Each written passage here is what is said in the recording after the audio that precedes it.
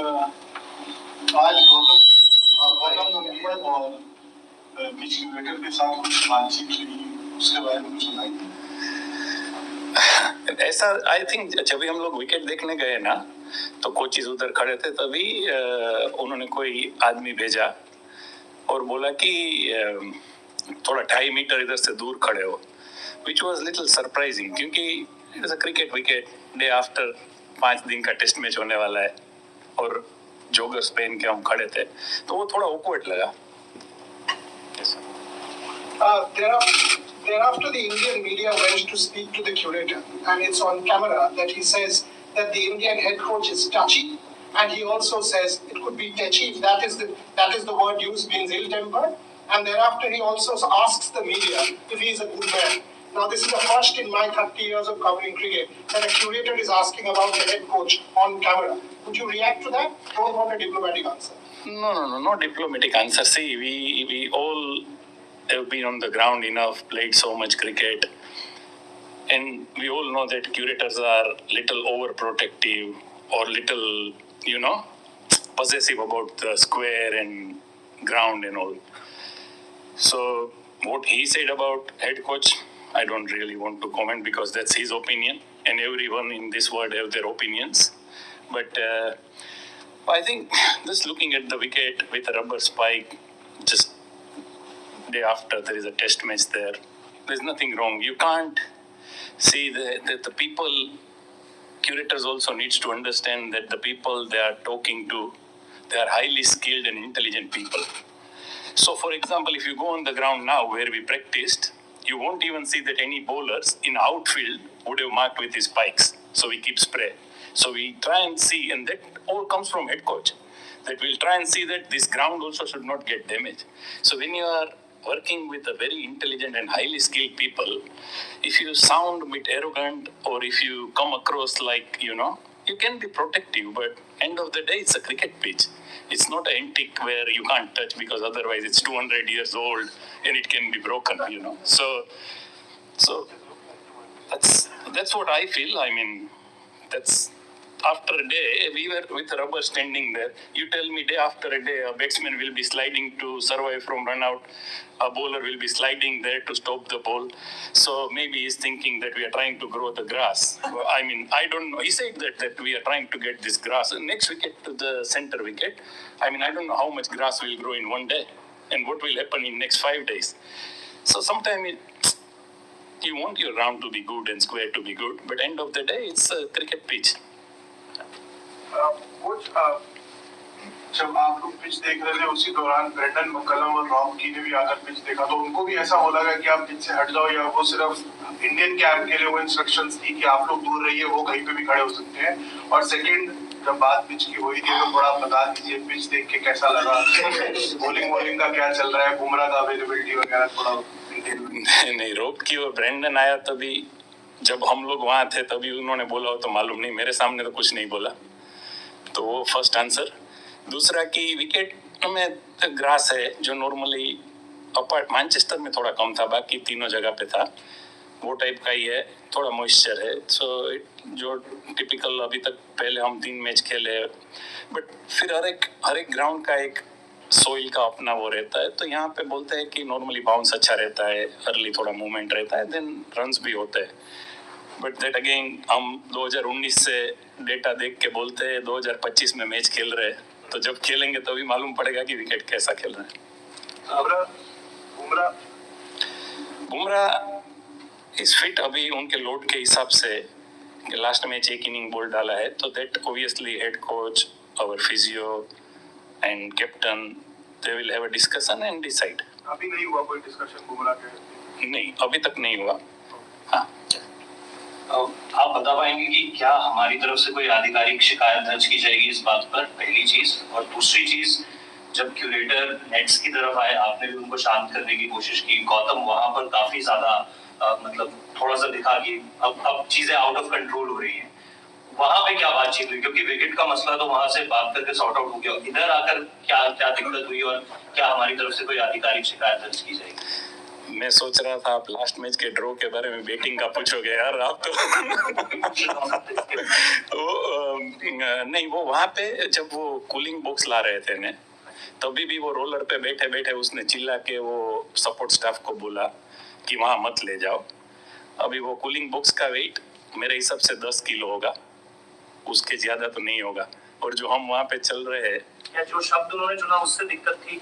नहीं, सब तो मैंने तो पर्सनली सुना ही नहीं, बट उसने ऐसा कुछ वहाँ दूर से बोला कि वहाँ पे मत ले जाओ वो कूलिंग बॉक्स। सो थोड़ा मेरे हिसाब से पॉजिटिव होना अच्छा है और प्रोटेक्टिव होना भी अच्छा है, बट इतना भी नहीं कि तो तभी गौतम ने सिर्फ वही बोला कि ऐसे वहाँ से सपोर्ट स्टाफ के साथ ऐसे बात मत कर तू, क्योंकि सपोर्ट स्टाफ हम सब जो है वो हेड कोच के अंडर में आते हैं। वो कोई एनी हेड कोच बोलेंगे कि यू कांट वहाँ से शाउट करके ऐसा नहीं बोल सकते। So it was very normal.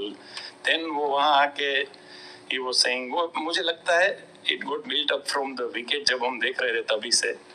And to be very, very honest, if you want me to be very honest, before coming to Oval, most of the team knows that Curator is not the one like easiest person to get on with, and I'm sure you also will be aware about it. Yeah. So that gives lot of answers. क्या शिकायत की जाएगी अधिकारी? नहीं, I don't think शिकायत का वो तो कोई मतलब नहीं। इधर लास्ट मैच के सेकंड इनिंग के बारे में भी बोलिए कि आपने कितना सोचा था कि इतना डीप चला जाएगा मैच, इतना डीप तक 5 सेशन खेल पाएंगे। और दूसरी बात, क्या ये सेकंड इनिंग का बैटिंग फर्स्ट इनिंग में होना ज्यादा जरूरी है, क्योंकि फर्स्ट इनिंग में अगर हम पिछड़ गए तो फिर प्रॉब्लम बढ़ जाती है।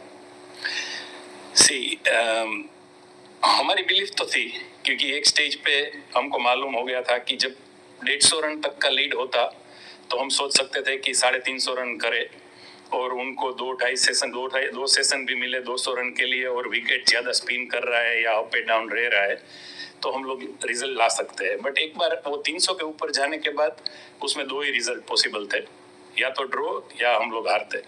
सो पहले 2 विकेट जल्दी गए, बट वो बिलीफ पहले से ही था कि अगर हम जीत नहीं सकते हैं तो हम हारेंगे नहीं मैच, वो श्योर था।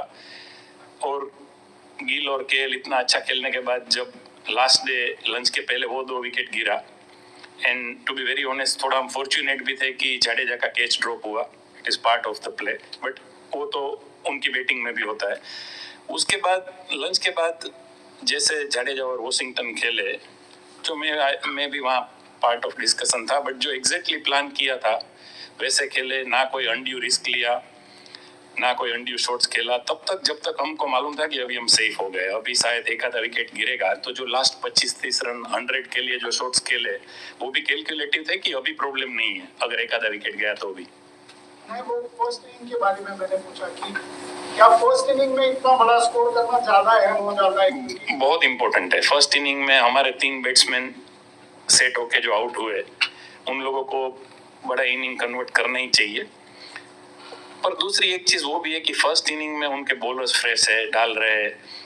सेकंड इनिंग में जब वो डाल रहे थे तब वो 200 ओवर के बाद बॉल डाल रहे थे, तो वो भी थोड़ा टायर्ड होंगे। बट यस, वो तो 100% है कि हमको टेस्ट में जीतना है।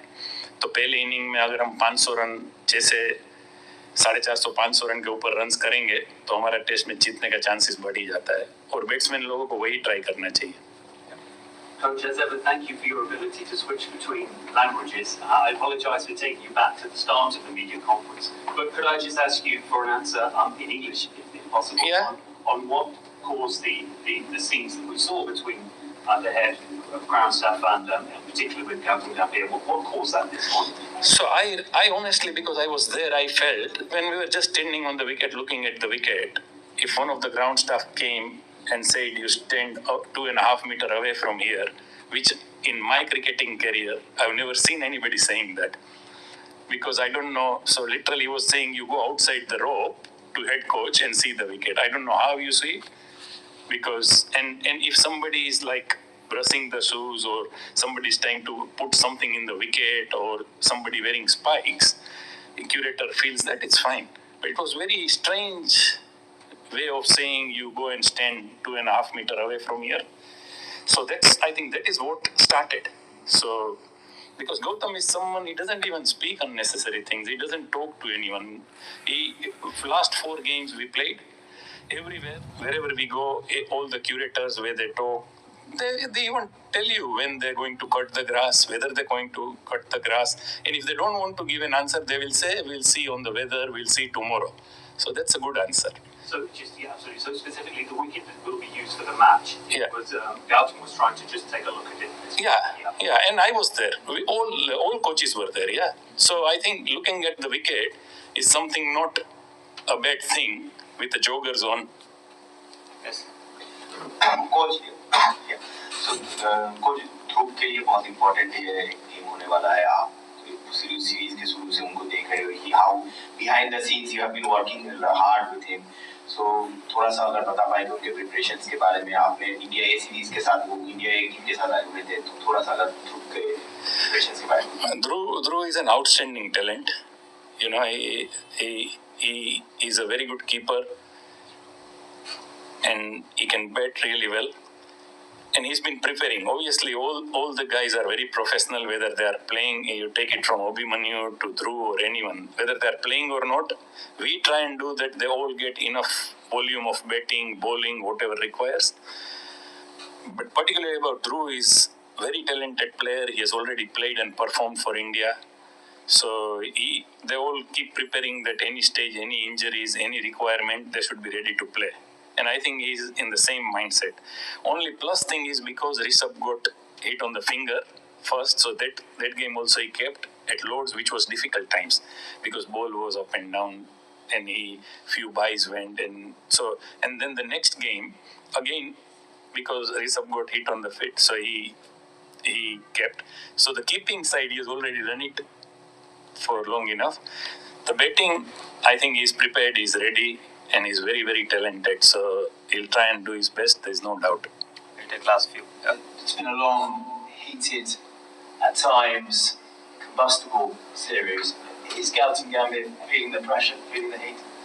I don't think so really. No, I think it's been a very, very competitive series, and both the teams, to be fair to England, also played really well. We know that first test also and Lord's test also could have gone either way. So all the test matches went to fifth day.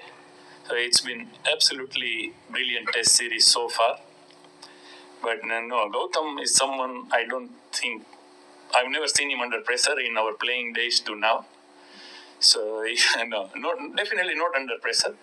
But yeah, we wish that our Lord's game we could have won and we 2-1 up and all that we all think, but that's not pressure. That's just going back and thinking that could have we done something different. But that's normal. Nothing about pressure or taking pressure or anything like that. कुछ आपने ध्रुव जुरेल पर अभी बात की, लेकिन बहुत सारे बदलाव ऐसे लग रहे हैं कि वो हो सकते हैं. क्या कुलदीप यादव को भी यहाँ पर मौका मिल सकता है, क्योंकि ट्रेडिशनली वैसे भी ये स्पिनर्स को ज्यादा खिलाया जाता है यहाँ पर, लेकिन दोनों स्पिनर्स अच्छा भी कर रहे हैं. तो क्या तीसरा स्पिनर आ सकता है टीम में, या फिर और कोई कुछ चेंजेस क्या हो सकते हैं? और कुलदीप की तैयारी भी हमने देखी कि पहले गेंदबाजी बहुत देर की, आज भी उन्होंने बल्लेबाजी भी की. हर वेन्यू पर कुछ ऐसा ही रहा है. हर वेन्यू पर वो तो वही मैं बोल रहा हूँ कि जो नहीं खेलते हैं, क्योंकि जो खेल रहे हैं वो अपनी बॉडी के हिसाब से प्रिपरेशन करते हैं, क्योंकि 5 दिन के बाद 3 दिन का टर्न अराउंड, उसमें 1 दिन का ट्रैवल. बट जो नहीं खेल रहे हैं वो तो ऑलवेज आके नेट में सेम ही फर्स्ट टेस्ट से आप देखोगे तो ऐसा ही रहेगा. अभी टीम तो कल captain and head coach will sit down and discuss and decide. So वो तो आज डिसाइड नहीं हुआ है, एंड अगर हुआ भी हो तो it is not my place to declare that, but कल ही डिसाइड होगा. सो प्रिपरेशन देख के आप ऐसा नहीं बोल सकते कि ये प्लेयर खेलने वाला है. नहीं, लेकिन उनकी तैयारियों के बारे में क्या कहेंगे? Kuldeep is an outstanding individual.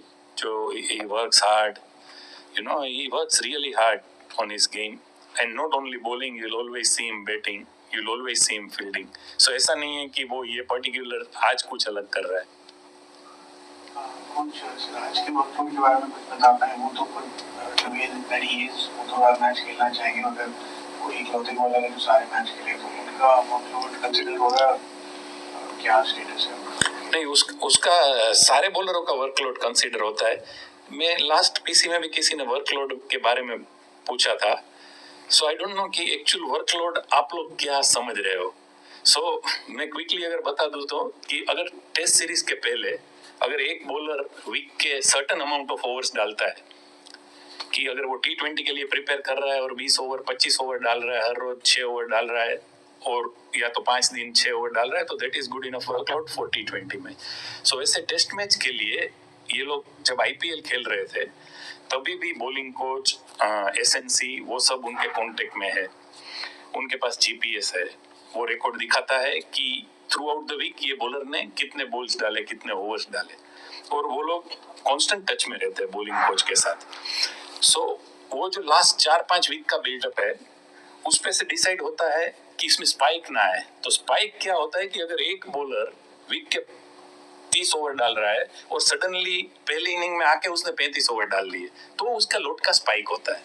सो सिराज जितने ओवर्स एवरी वीक अभी डाल रहा है, दैट उसमें ऐसा जरूरी नहीं है प्रैक्टिस का हो, वो लोड मैच का भी है। So then another thing depends कि सिराज खुद को या फिजियोस को या उसके बॉडी को ऐसा लगे कि नहीं I am tired, then they will think about the load.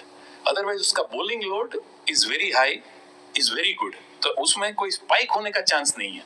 कि ऐसा नहीं है कि उसने अब तक 20 ओवर डाला है और ये मैच में 50 ओवर डाल देगा। सो लोड इज एक्चुअली ऐसे काउंट होता है। शुरू से ऑस्ट्रेलिया की शुरुआत से ही वो एक चल रहा है कि शायद हम लोगों को लगता है आपको शायद 4 स्ट्राइक बॉलर खिलाना चाहिए, लेकिन नंबर 8 पे भी वो बैटिंग नहीं कर पाए ताकि 20 विकेट ले सके। आप आई एम श्योर आप भी वो उस पर डिबेट करते होंगे, लेकिन अभी तक आपने एक्स्ट्रा बैटिंग डेप्थ का ही देखा है। लेकिन अब ये जो सीरीज की सिचुएशन है इसमें 2-1 और 3-1 में इतना ज्यादा डिफरेंस नहीं है, लेकिन 2-1 और 2-2 में बहुत ज्यादा डिफरेंस है। तो क्या अभी आपके अंदर कुछ एक्स्ट्रा इंसेंटिव होगा कि आप चारों 8 से लेकर 11 तक विकेट लेकर बॉलर्स ही खिलाएं? टीम का बैलेंस देखने के लिए आपको बैटिंग और बॉलिंग दोनों का बैलेंस देखना पड़ेगा मैच जीतने के लिए, क्योंकि जैसे आप बोल रहे हो 20 विकेट लेने हैं, वैसे वो भी उतना ही इम्पोर्टेंट है कि आपको 550-600 रन करने हैं। एजबास्टन में हम टेस्ट जीते बिकॉज हमने उतने रन्स किए। सो अगर हम बॉलिंग को ज्यादा देख के बैटिंग कम कर देंगे, 7 तक है नहीं 7 तक मतलब ऑलराउंडर्स है ना। सो वो डिपेंड कि विकेट देख के और क्या लगता है कैप्टन एंड कोच एंड जो टीम मैनेजमेंट है उनको लगेगा कि नहीं एक बॉलर बढ़ाने से इसमें फायदा है तो बॉलर जरूर बढ़ेगा, अगर एक बैट्समैन बढ़ाने से फायदा है तो वो भी बढ़ सकता है। बट एक चीज है कि आप जब 5 बॉलर के साथ खेलते हो तब सारे बॉलर बॉल डालते हैं। ओवरऑल ऐसा है कि आप छठे बॉलर के साथ खेलते हो तो कोई ना कोई बॉलर्स अंडर बोल्ड होंगे। सो अगर वो बॉलर छठा बॉलर ऑलराउंडर है तो आपको मालूम है कि ये बैटिंग में भी कंट्रीब्यूट करेगा और बॉलिंग में भी कंट्रीब्यूट करेगा। अगर वो प्योर बॉलर है और अंडर बॉल कोई एक बॉलर हुआ तो मैच के बाद व्हेन यू लुक बैक आप सोचोगे कि एक एक्स्ट्रा बॉलर खिलाया उससे एक बैट्समैन होता तो फर्क गिरता। और दूसरी चीज कि मैच खत्म होने के बाद it is very easy to say कि अगर ये ज्यादा खेलता या कम खेलता। मैच शुरू होने से पहले तो वो टीम का बैलेंस ही देखना पड़ेगा, तो वो बेस्ट बैलेंस करने की ही कोशिश करेंगे। फाइनल क्वेश्चन Australia से until now number 3 पे we have played 3-4 different people. There's been 1 half century since the first test in Australia. Is it just a coincidence or is it just that nobody's got long runs so they're not able to settle down in the position? See, if you honestly ask me, करुण भी जो पहले 3 match खेला, वो पहले match में Sai first inning leg side में down the leg out हुआ, second inning 30 run पे आउट हुआ। सो पार्टनरशिप्स हुए। सो कोई भी टीम क्या चाहती है कि 200 का पार्टनरशिप हो, 2-3 50 पार्टनरशिप हो ताकि हम 400 450 प्लस रन्स करें। सो इवन करुण के केस में भी अगर लास्ट मैच के पहले का जो है वो उसमें टॉप 3 में 50 प्लस पार्टनरशिप 6 है, 100 प्लस पार्टनरशिप 1 है, और बाद के बैटिंग में 7 या 8 पार्टनरशिप में 600 प्लस है और 250 प्लस है। सो हमारा एज ए बैटिंग यूनिट जो हेड कोच का नजर है वो वही चीज पे है कि हम 100 प्लस पार्टनरशिप टॉप 5 में बढ़ाए या टॉप 3 में बढ़ाए, which is very obvious. But जिस तरीके से करुण भी बैटिंग किया है और जिस तरीके से साई भी बैटिंग किया है, आई थिंक बैटिंग बहुत ही अच्छा किया है। बट जो वो पार्टनरशिप और जो वो इनिंग लंबा होना चाहिए उतना लंबा नहीं हुआ है। तो होपफुली ये मैच में टॉप 3 से प्रोबेबली हम 2 बड़ा इनिंग देख सकते हैं। Thank you.